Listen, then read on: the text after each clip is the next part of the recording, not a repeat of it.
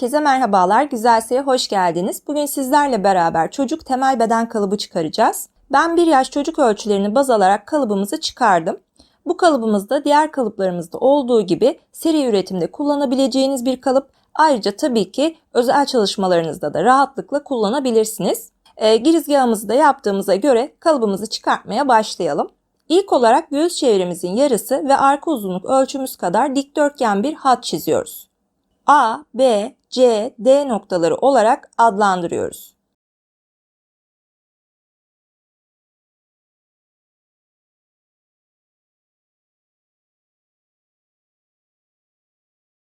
Dikdörtgenimizi çizdikten sonra AC çizgimizin ve BD çizgimizin de ortalarını buluyoruz. Bu noktaları birleştirerek göğüs hattımız olan çizgimizi atıyoruz.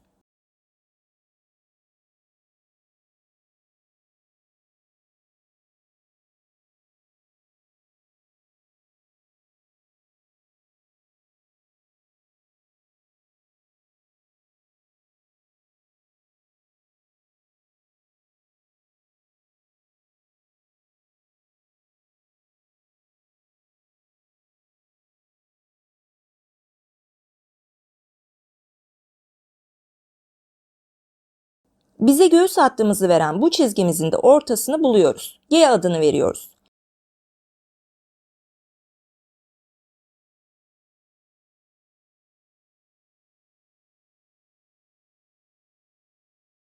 Bu orta noktamızdan aşağıya gönyemizin yardımıyla dik bir şekilde inerek CD noktalarının ortasında sonlandırdığımız bedenimizi ikiye ayıran çizgimizi atıyoruz. Buradan koltuk genişliğimizi bulmaya geçiyoruz.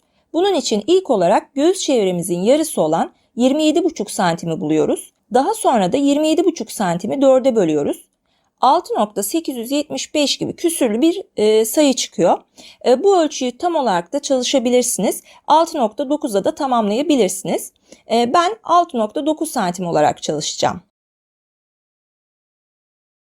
Bulduğumuz bu ölçüyü 6,9 santimi G noktasının iki yanına eşit bir şekilde paylaştırıyoruz. Attığımız noktalarımıza da H ve I isimlerini veriyoruz. Bu noktalarımızı yukarıya doğru dik açımızı dikkate alarak uzatıyoruz ve AB hattımızda sonlandırıyoruz.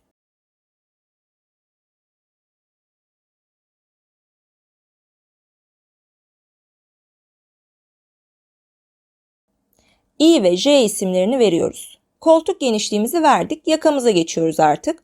İlk olarak arka yakamızı oluşturmak için B noktamıza geliyoruz. Buradan içeriye yaka genişliğimizi gireceğiz. Yaka genişliğimizi bulmak için de 55 santim olan göğüs çevremizi 20'ye bölüyoruz. Çıkan sonuca da 2 santim ekliyoruz.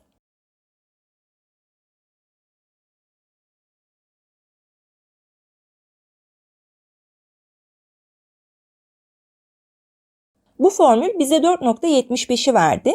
Biz de B noktasından içeriye 4,75 santimden işaretimizi aldık. İşaretimizden yukarıya doğru da dik açımızı dikkat ederek 1,5 santim çıkış veriyoruz ve K noktamızı buluyoruz.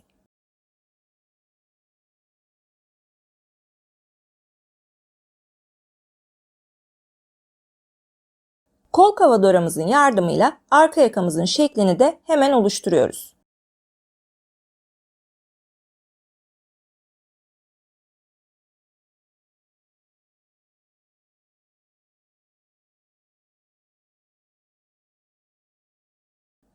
Arka yakamızdan sonra ön yakamıza geçiyoruz. Öncelikle A noktamızdan 1,5 santim yukarıya çizgimizi uzatıyoruz.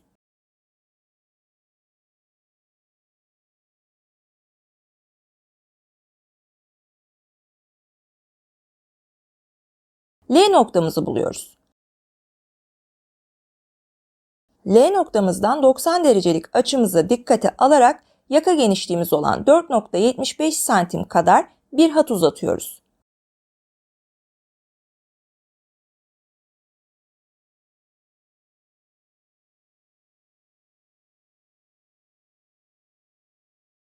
Bu hattımızın en uç kısmına M diyoruz.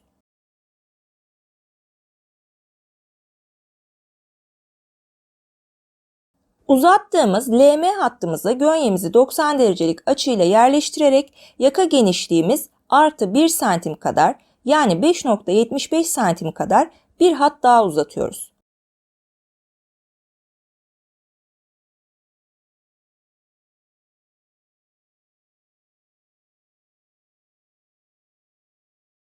Bu hattın ucunu paralelindeki çizgiyle birleştirerek yakamızı yerleştireceğimiz dikdörtgenimizi tamamlıyoruz.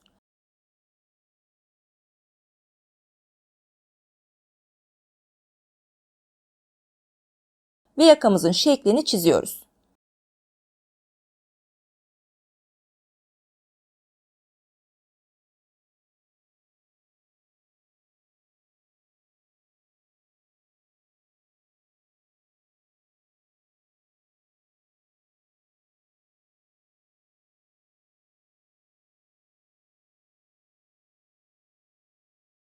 Ön yakamız ve arka yakamız tamam. Sıra geldi omzumuzu yerleştirmeye. Bunun için ilk olarak J, I noktalarımızın arasını 3 eşit parçaya bölüyoruz.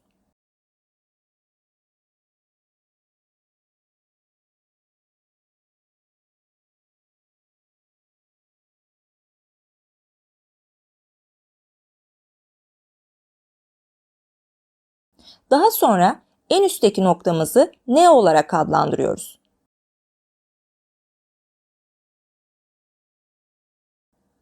Bu noktamızdan dik açımıza dikkat ederek İH eksenimize hayali bir hat çiziyoruz.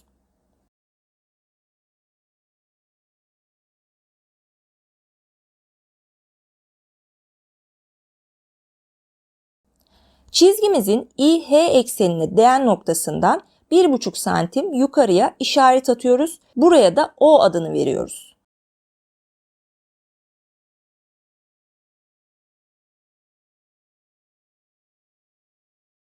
M noktamız ile N noktamız arasına cetvelimizi koyuyoruz. Hafif bir şekilde bu iki noktayı düz bir çizgiyle birleştiriyoruz.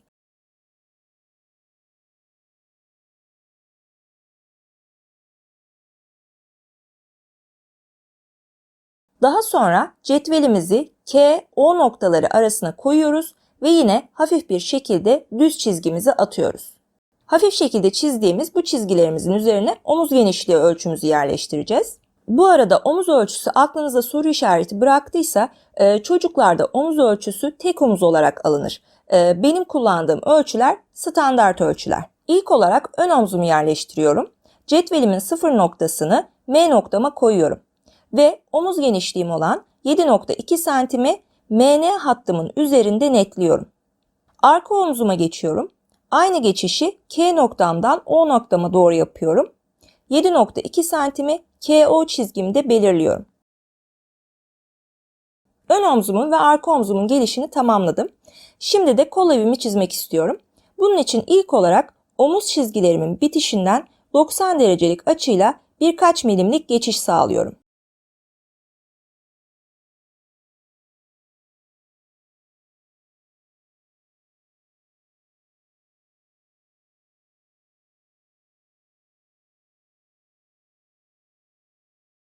Geçişlerimin ardından kol kavadoramla kol evimi şekillendiriyorum.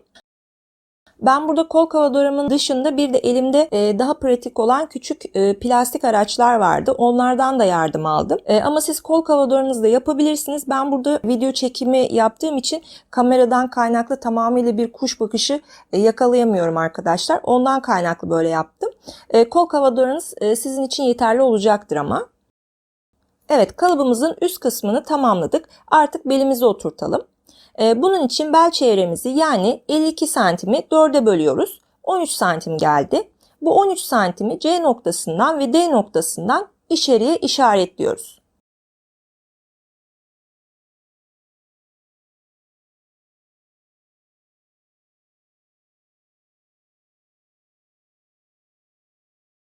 Sonrasında da bu iki noktayı cetvelimiz yardımıyla G noktasıyla birleştiriyoruz. Yan hattımızı ortaya çıkarıyoruz. Gördüğünüz gibi tontişlerin tatlış bir kalıbı çıktı. Çocukların bedeni düz olduğundan çok fazla ayrıntı yok. Burada kullandığım ölçüler tamamıyla standart ölçüler. normal genişlikteki ölçüler. Bu kalıbı hemen hemen 10 yaşa kadar kullanabilirsiniz. Dilerim hoşunuza giden bir video olmuştur. Eksiklerimiz, hatalarımız olduysa affola. Yorumlardan her zaman bize ulaşabilirsiniz. Sorularınız varsa sorabilirsiniz. Videomuzu beğendiyseniz beğen butonuna tıklamayı ve bizi takipte kalmayı unutmayın. Sağlıklı, mutlu günleriniz olsun. Güzelseden bugünlük bu kadar. Hoşça kalın.